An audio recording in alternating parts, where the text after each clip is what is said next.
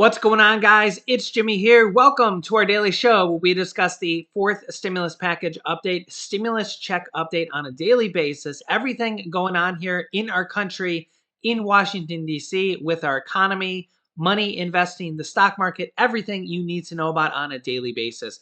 If you haven't subscribed to our YouTube channel yet, what are you doing? Click the subscribe button down below. It's completely free to do so. New videos come out here every day at 10 a.m., 3 p.m., and 8 p.m. Eastern Standard Time. I'll keep you up to date with everything going on here. And if you find these videos helpful, don't forget to hit the like button for us down below. We got a lot to talk about here, multiple different stimulus things, and this. Pow! U.S. daily virus cases top 1.4 million people. That's right. Yesterday's cases are in. Over 1.4 million people tested positive yesterday alone, setting a new all-time record for yesterday. Hospitalizations have also set a new record as well for the U.S. These are new people. These are 1.4 million new people that have tested positive just yesterday alone. And this does also not count people that are getting at-home tests. If they get an at-home test and they don't then also go to an official testing facility, those are not even included in this number. Yeah, it's absolutely insane to think that 1.4 million people in one day test positive. Yeah. You can see right here, January 10th, 1.417 million people tested positive here. The 7-day average, 775,000 people on a daily basis testing positive, and it's just going up. Look at this average here. This dark blue line is the average. Look at where we used to be. Look at back here in June. We were at 4,000 cases a day, 6,000 cases a day. June 27th, 2021, we had 4,000 cases. And people thought, hey, the pandemic's almost over. And then Delta came, and then Omicron came, and here we are at 1.4 million cases in a single day. Yeah, you can see the trend here. Look at it, it just dwarfs what used to be here. And the blue line, the dark blue line is the 7-day average. These light blue spikes here are the 1-day cases. Yeah, it's crazy. Now, so far, the average deaths per day are holding steady. Yesterday was 1,692. You can see the average there is about the same. That's kind of holding steady. You can now remember that obviously that takes time for that to happen. So we'll hope that that doesn't get worse. You can see the total here for the U.S. 61 million people have now tested positive for the U.S. That's just the people that went to official testing facilities and got reported. 838,000 people in the U.S. Total deaths. Very, very somber number here. You can see this here as well. U.S. sets new record for hospitalizations. Yeah, a lot of states, the hospitals are just completely at capacity, completely overwhelmed. Yeah, it's just absolutely crazy out there. So my thoughts and prayers go out to anybody dealing with this. I have seen thousands of comments in the comments section of people that our viewers, our extended family here that have tested positive or their family members have tested positive. My thoughts and prayers go out to everybody dealing with this right now. Remember our motto here for 2022, be kind, be positive, and also be safe. Try to be as safe as possible. It's who would have ever thought we'd be at this point here going into 2022? You look at those cases where we were in the summer, looks like it may have been over, and then these new variants came and they're just so much more infectious. We'll have to see what 2022 holds for us. Meanwhile, Nancy Pelosi, the Speaker of the House, and multiple representatives and senators, you can see this headline, Nancy Pelosi opens the door to stimulus aid and spending plan as the Omicron rages on here across the U.S. Uh, and we kind of wonder, how bad is it going to get? It's not letting up. It's actually getting worse. And as lawmakers are now trying to figure out what they need to do here, what type of stimulus needs to be done, what type of aid needs to be done, stimulus checks need to be done, business support needs to be done, what needs to be done here as the virus is for sure at its worst ever. And hospitals are overrun as well. We also have states considering more stimulus checks as well. California might be sending another stimulus check in 2022. They may actually, by law, have to send another stimulus check in 2022 as well. Remember that California stimulus checks went out to about 27 million people.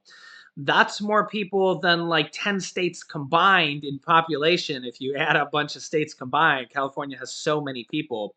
They're like the sixth largest economy in the world. So California might be sending another round of stimulus checks in 2022, as will probably a lot of other states here in 2022. I'm going to keep you up to date on all of this, as a lot of states are flush with cash. Just because of kind of the way things have happened. Also, a lot of states, well, all states got over $1 billion from the third stimulus check package and are going to be deciding how to spend that here in 2022. Any of the larger population states got over $5 billion here. But Governor Gavin Newsom on Monday unveiled a sweeping $286 billion budget proposal for the 2022 budget year. That's how big of a budget California has. $286 billion. Wow. While the budget as proposed does not include another round of Golden State stimulus checks yet, the governor left open the possibility for more tax rebates. Whether they call it a stimulus check or a tax rebate, it really doesn't matter. Sometimes they call it a tax rebate. Sometimes they call it a stimulus check, Golden State stimulus check, whatever they want to call it, right? It doesn't really matter as long as people get money to them, right? This year, as the state figures out what to do with this massive budget surplus, and that's kind of the key words there, massive budget surplus. One potentially large enough to exceed California's constitutional limit. Those are another key words there. Constitutional limit, where they have to send money back to their residents. Here's why the answer, at least for now, can't be answered with a simple yes or no. In the instances after the ceiling is reached, the state must return money to taxpayers. We've seen other states do this as well here in 2021 and probably will in 2022. I'll keep you up to date here on all the other state stimulus checks as well.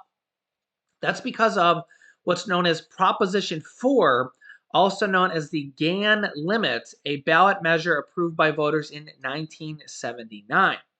Last year was just the second time in California soared above the limit since it was established.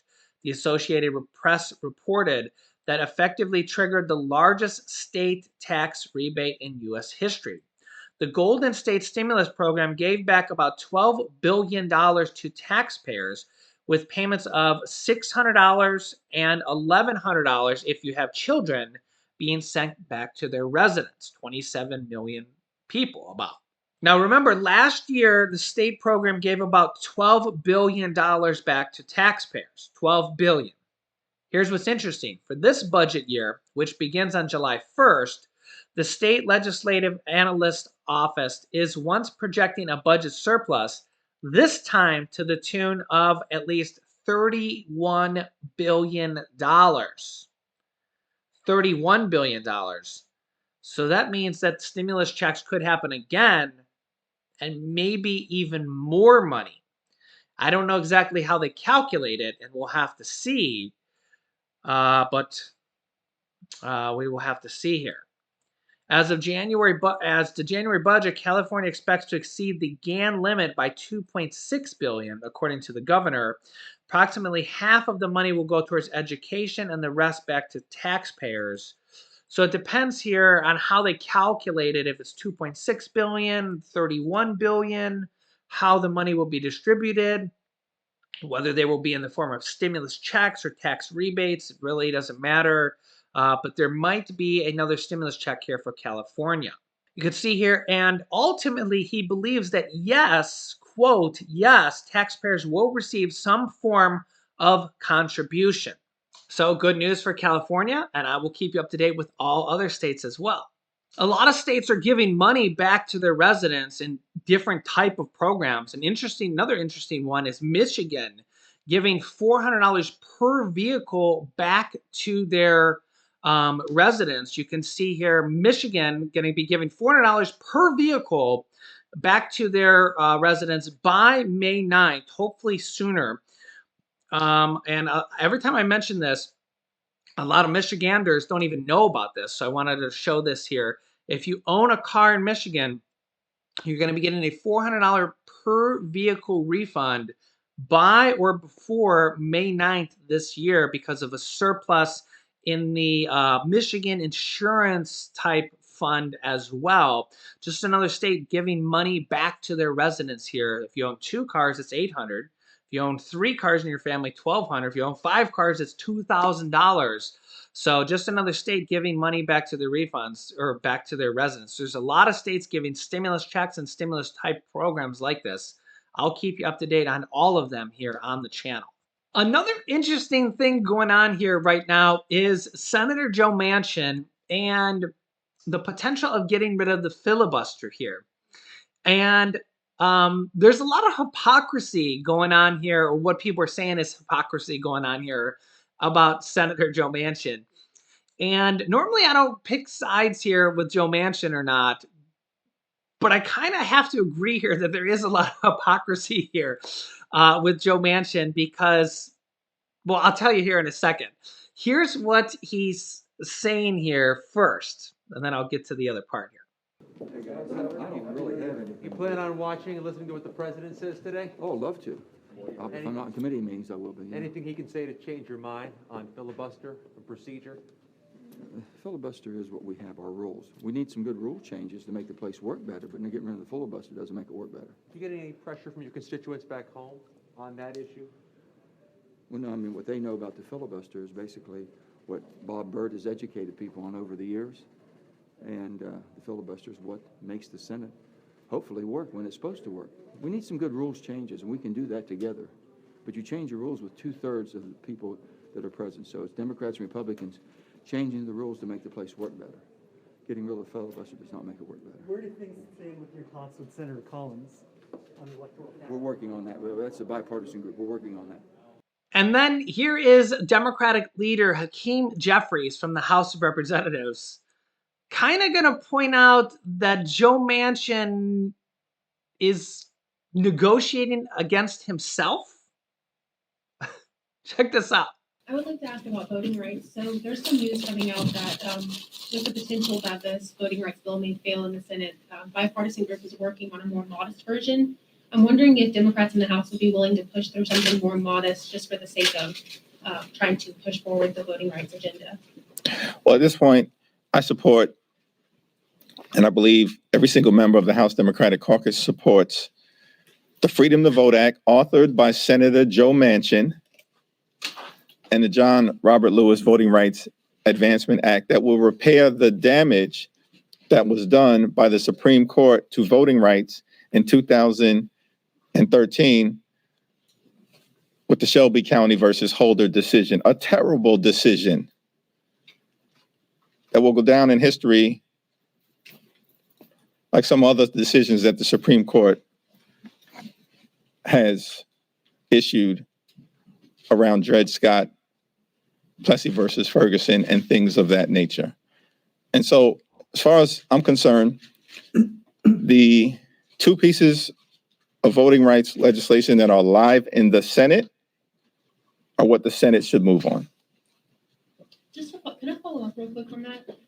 If there was a bill that came out that had some bipartisan things, like just a less pieces of legislation, maybe it removed the mail-in ballots, but it kept the extended period, or the extended early voting period. Would you support that, or what must be in a piece of legislation that you guys like? What's a deal breaker for you guys in the House? There. Well, I don't want to comment on anything other than the bills that we believe right now are necessary to defend our democracy. If we reach a point in time where the Senate, for whatever the reason, is unable to break through the filibuster, which they should deal with, and invoke cloture, then I'm happy at that point in time to evaluate what the other alternatives are, but we're not at that point right now. Now I want to play this here just a few seconds again for you to show you the important part of this, okay? Check the important part of what he says here about Joe Manchin. I would like to ask about voting rights. So there's some news coming out that there's a potential that this voting rights bill may fail in the Senate. Bipartisan group is working on a more modest version. I'm wondering if Democrats in the House would be willing to push through something more modest just for the sake of trying to push forward the voting rights agenda. Well, at this point, I support, and I believe every single member of the House Democratic Caucus supports the Freedom to Vote Act, authored by Senator Joe Manchin. So notice he says Joe Manchin doesn't want to do what it takes to pass the Freedom to Vote Act, authored by Senator Joe Manchin. So Joe Manchin doesn't want to pass his own bill that he authored. You can't make this stuff up. He's negotiating against his own bill. Can you believe this? Only in Congress, only with Joe Manchin. You would think, like, if I had my own bill, it's Jimmy bill, I would be doing anything to get that bill passed. That would be the most important bill to pass, right? This guy is absolutely just something else. And that's why we see articles like this, that negotiating with Manchin is like playing on an Etch-a-Sketch, because his opinion changes based on the last person he talks to. Well, in this case, his opinion changed on his own bill that he authored. Like, Joe, you remember that you wrote the bill, right? Oh, yeah, that's right. I totally forgot that I wrote the bill. God, I forgot about that. He's like, yeah, I forgot about that one. Yeah, his opinion literally changes from day to day on the most basic things. It's just like negotiating with an Etch-a-Sketch. Joe Manchin. Imagine having your face here on major publishing places like Axios here. Wow, it's just crazy. I'm gonna try to draw this here on a Etch-a-Sketch here one of these days in Joe Manchin. I don't know if my Etch-a-Sketch skills are quite up to the task, but I'm definitely going to try it here with Joe Manchin. But nonetheless, this is what we're dealing with. Another episode of Days of Our Lives here in Congress. Another episode of You Can't Make This Stuff Up here. But I'm going to keep you up to date here with everything going on here. 1.4 million cases. Can't make this stuff up here. And they're going to have to do something here. So let me know your thoughts down below in the comments. Make sure to click the subscribe button down below if you haven't yet joined our community of subscribers. Remember our motto: be kind, be positive, and most importantly, be safe. My thoughts and prayers go out to everybody here. You can click this button, click this video here to watch our newest video next. And you can click this video here on how January 12th is a very important day for millions of Americans with new payments going out. So click on one of those videos next. Thanks, guys, and I will see you in the next video.